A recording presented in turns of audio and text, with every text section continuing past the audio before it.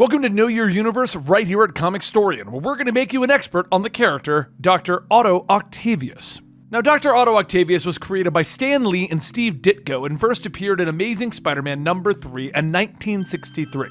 In his younger days, Otto grew up in an abusive family and was bullied for being the teacher's pet in school. His mother pushed him to use his mind, and he would receive a university scholarship and attend college. He dedicated his life to studying science and became a nuclear physicist and inventor.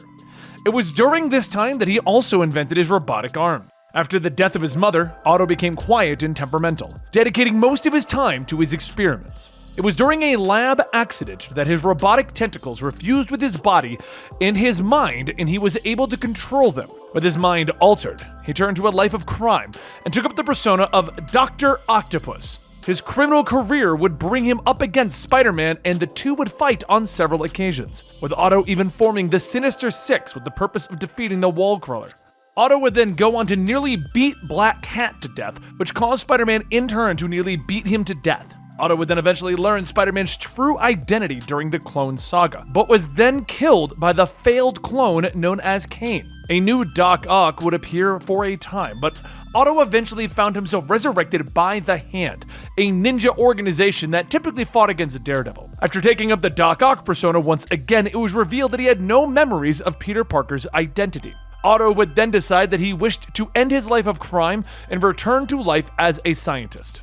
After taking up an offer to work for Luke Carlisle, it was revealed that the millionaire was merely tricking Otto so that he could steal his technology. Otto was then forced to work with Spider-Man to defeat Carlisle, though he admits he wasn't very happy about it. Otto would then continue to appear frequently, working against Spider-Man on several occasions. He put together a brand new Sinister Six during the Civil War event, but Peter Parker revealed his identity to the world, and he became enraged that he had been beaten so many times by a teenager. He is then defeated by Spider-Man once again and sent to the Thunderbolt prison facility. Otto then soon learns that he is dying, and that his body is giving out after the toll that his supervillain career has taken on it. Wishing to go out with a bang, he uses his Octobots to turn the city against Spider-Man, and after he is defeated, he appears over the next several months as he continues to plan and try to prolong his life, or to have people remember him with fear after he is gone. He is eventually defeated once more, and at that point he found himself in the hospital, where it is revealed that when Spider-Man tapped into the Octobots months ago, Otto had the robots map his entire mind. Because of this, he developed a device that would allow them to swap mind patterns, trapping Peter Parker's mind and his failing body as Otto would take control of Peter and begin to live his life. As Peter lays out dying, Otto promises to surpass Spider-Man in his abilities to protect the city and become the superior Spider-Man. After Otto's body dies, it takes Peter's mind with it, and Otto begins to work on creating the superior Spider-Man. He updates all of Spider-Man's tech and suit, and he faces several of Spider-Man's villains, shocking the world with his deadlier form of crime fighting. Otto is still haunted by the shreds of Peter's mind that are still within him, almost in a ghost-like state, trapped in his own brain. The former hero tries to fight to be free and take control of his body, as Otto is continuing to live his life.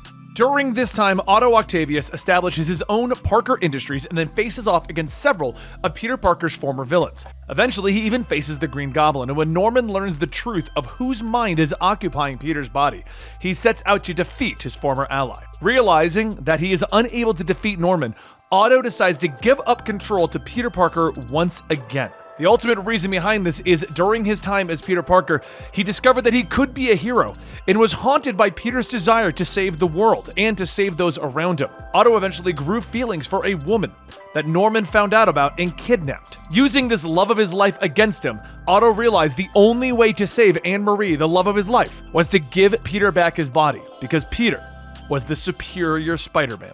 Following the Spider-Verse event, it is then revealed that Otto backed up his mind and placed it into the living brain. Eventually, he would be placed into a clone body of himself, and he would then work alongside Hydra, becoming the superior Octopus, waiting for Peter to ruin Parker Industries so that he could take it over. He worked alongside Hydra during the Secret Empire event, but he is defeated by Spider-Man and forced to flee.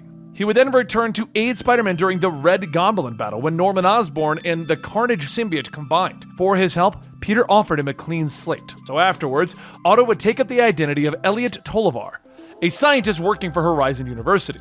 While the superior Octopus tried to act like a hero, his technology helped bring back the Inheritors and bring about the Spider-Geddon event. During this event, Otto fought alongside the Spider Totems and took up the superior Spider-Man identity once again. After the Inheritors were defeated for the second time, Otto then returns to San Francisco to continue his career as the superior Spider-Man. But he's eventually attacked by Spider Osborn from the Spider-Geddon event, who reveals that he is getting revenge on Otto for what he did during the Spider-Geddon event. To prove that Otto hasn't changed, Spider Osborn kidnaps a small boy, promising to kill him unless Otto kills 3 innocent people.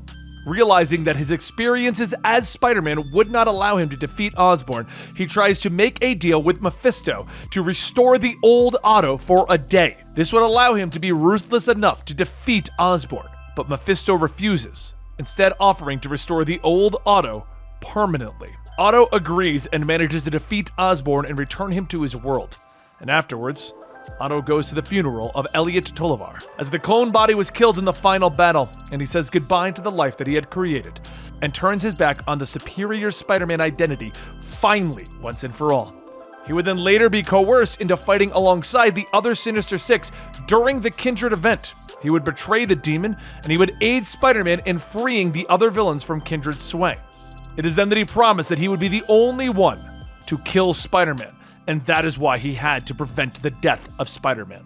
There's a few other crazy things that happened in the early days of comic books for Otto Octavius, such as marrying Aunt May because Aunt May decided that he could be a redeemed individual, and stuff like that he used to get back at Spider-Man. But a lot of this is earlier, and we wanted to get you caught up on where Doc Ock is today in the comic books. But this is our Know Your Universe series, and we're going to run through a lot of the Spider-Man villains, Sinister Six characters, and stuff like that. I hope you guys are excited, and I will see you next time right here at the Comicstorian channel.